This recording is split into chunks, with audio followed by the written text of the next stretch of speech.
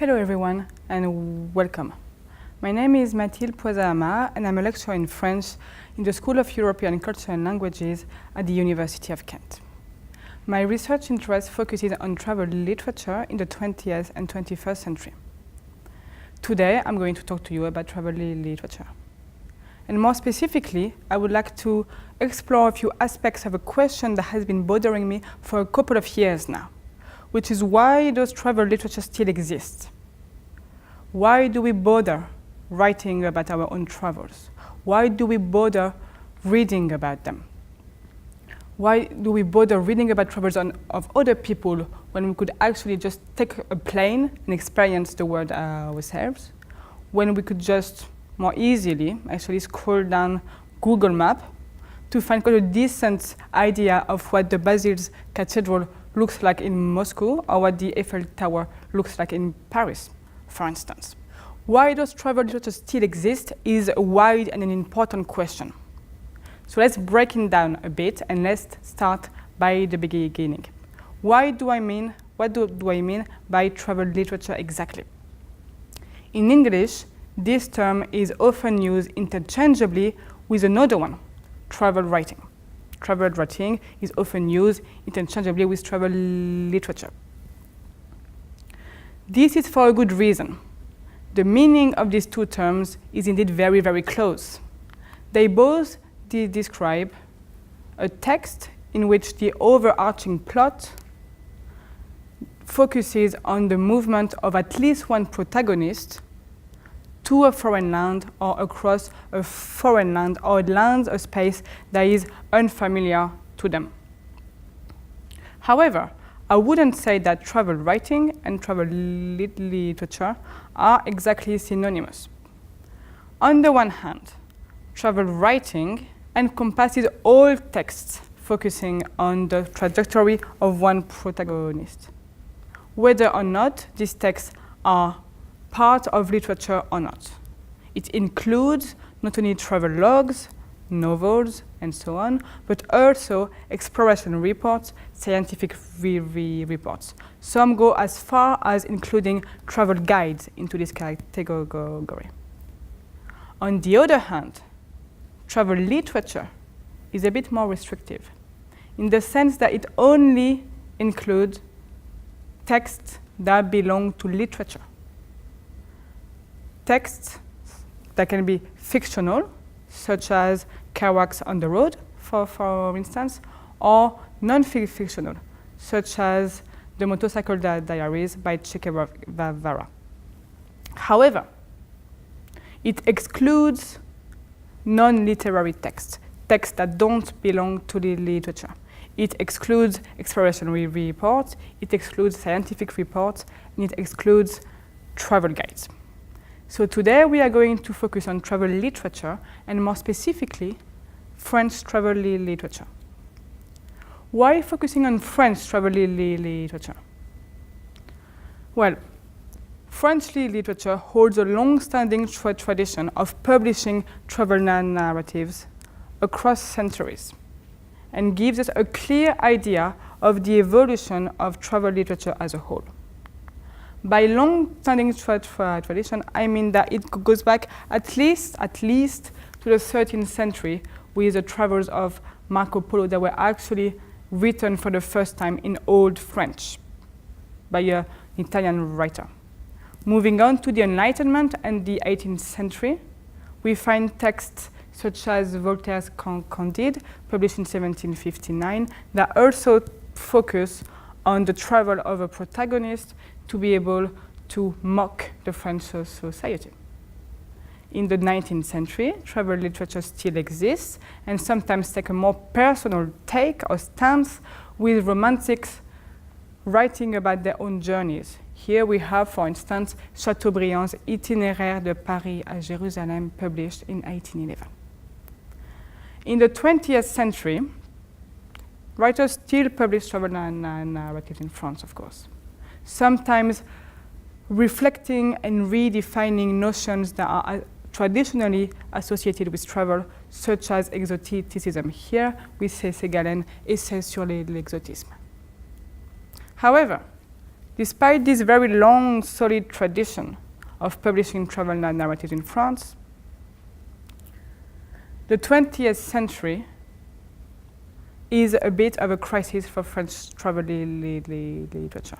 French travel literature experiences a bit of a crisis because academics and writers alike question the relevance and the future of such narratives. This crisis is actually so important that a conference was organized in 2005 on French travel literature to discuss whether or not the 20th century would have been the last century of travel literature. That's quite a pessimistic view on the question here. But actually, this important claim was supported by a web of relevant arguments. Some of these arguments had to do with the changes that were happening in the world, such as, for instance, the lack of unexplored spaces, the fact that the map of the world was pretty much definite at that stage, and that perhaps reading about travels was less of a necessity to be able to understand the world. These arguments also focused on the importance of globalization, which rendered the experience of travel a bit less exceptional, a bit more banal, and maybe less worthy of being written about.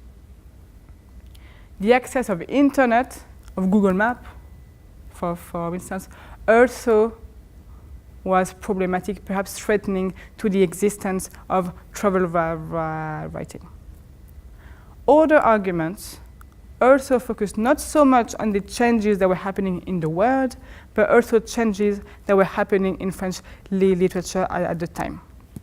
Michel Lebris, in 2002, for instance, expresses what a serious concern about the fact that in the second half of the 20th century, French literature was, on the whole, more concerned with questions of the self, subjective types of writing, such as the autobiography, autofiction, for instance, that were very popular in the 80s, much more so than questions of the world and travel writing.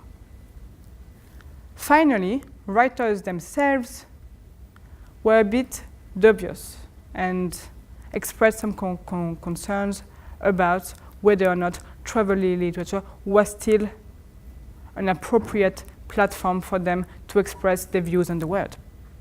And this actually goes back to at least the 20th century.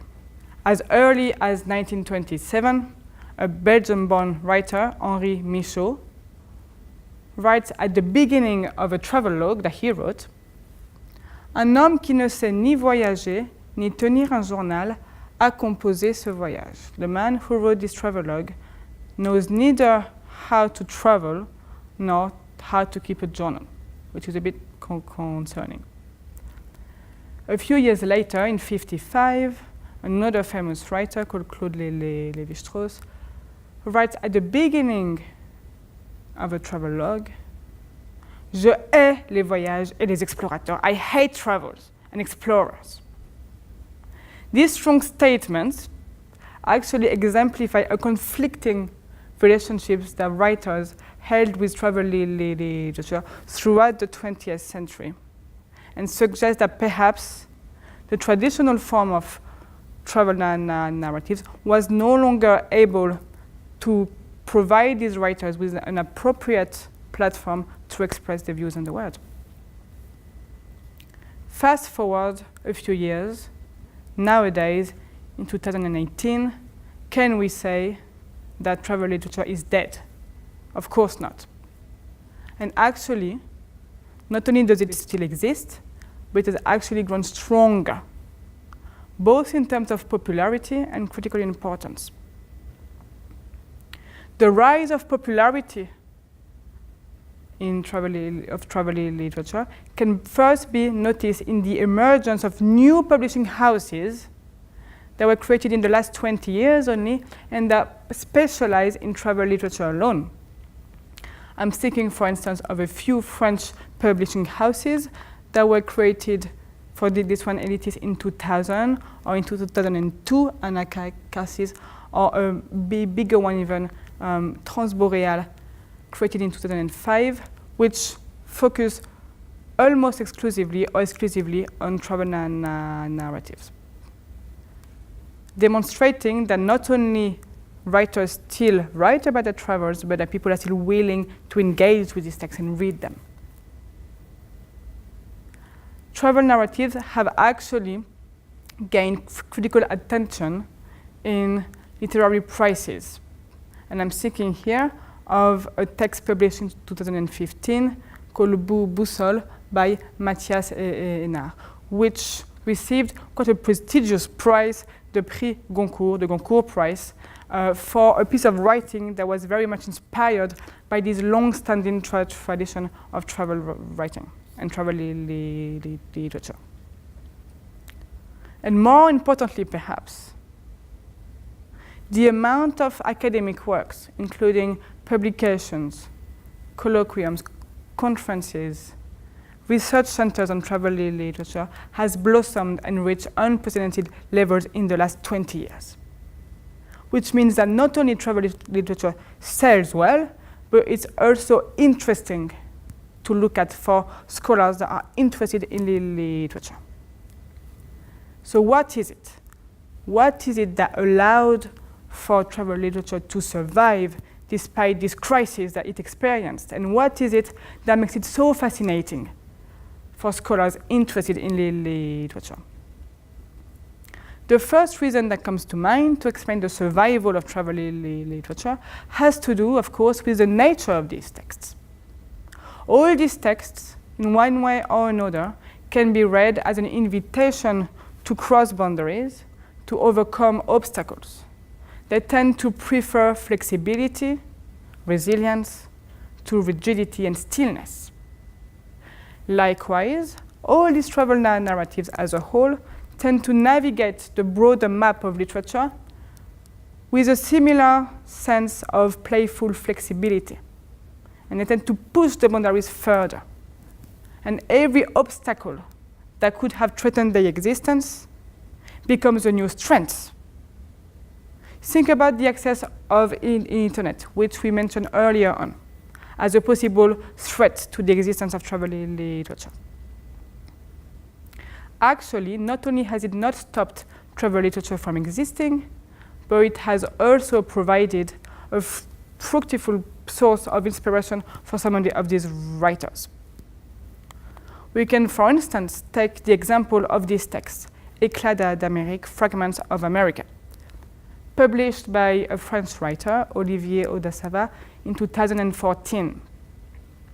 This text apparently offers quite a traditional narrative structure and quite a traditional narrative plot. It is the story of a Frenchman who embarks into a road trip in the United States. So far, nothing exceptionally new. However, there is a twist to that plot that is noticeable from the structure of the text itself. We follow the protagonist state by state, as he progresses through the United States. However, we do not follow his movements. We follow him state by alphabetical order. Alabama, Alaska, Arizona, Arkansas, and so on. This explicitly arbitrary structure that breaks away from the traditional narrative line of a travel text can be explained by the fact that this journey isn't the result of a geographical journey, but actually the result of hours and hours spent on Google Maps. It's the result of a virtual journey to the United States through a computer screen. This text is illustrated not exactly by pictures as such, but rather by screenshots of Google Maps that the author found on his virtual journey. By writing such a subversive piece of literature, the author, of course, playfully questions the boundaries between experience and imagination, movement and immobility, the virtual world and the real world. But in doing so, he also questions the relevance of the definitions that we give to all the components, or almost all the components, of a travel narrative, including space, movement, and experience. Which leads to my second point about why is it so fascinating for travel, for scholars interested in travel literature, to look at this text. It is because, as a whole, these travel narratives have been, and still are, very difficult to grasp. They're even difficult to grasp as a genre. They encompass so many different types of writing, including novels, poetry, diaries, pictures, writing, fiction, non-fiction, that some academics have struggled and still struggle to define it as a genre, sometimes referring to it as a cross-genre or as a non-genre. This debate on the generic definition of travel literature is, of course, interesting. Beyond this, it reveals also the fact that the critical terminology that we usually use to describe texts does not really work when it comes to travel literature, because of this tendency for this text to misbehave, to push boundaries even further than we used to. As a result, us academics have to find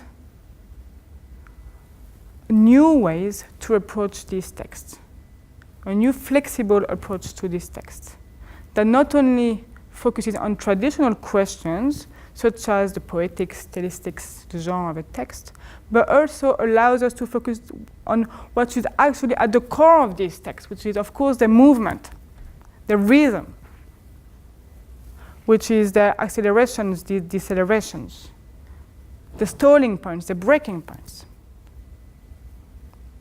And in turn, finding a set of tools that is flexible and allows us to describe accurately these texts, to understand what makes them breathe, what makes them move, what makes them exist, also help us reflect on how we approach literature as a whole. And look at all the texts, not only travel literature, but all literary texts, focusing not on traditional questions, but also focusing on their own individual movement, on their own individual rhythm. In conclusion, why does travel literature still exist? There are many answers to that question, and I have yet to find a few of these. But at the term of this very short discussion, we can already establish that A, it exists because it is a flexible form of writing, which thrives on change, which thrives on the difficulty, that is open to change. B, it is difficult to grasp as a whole. And for an academic, that makes it very interesting.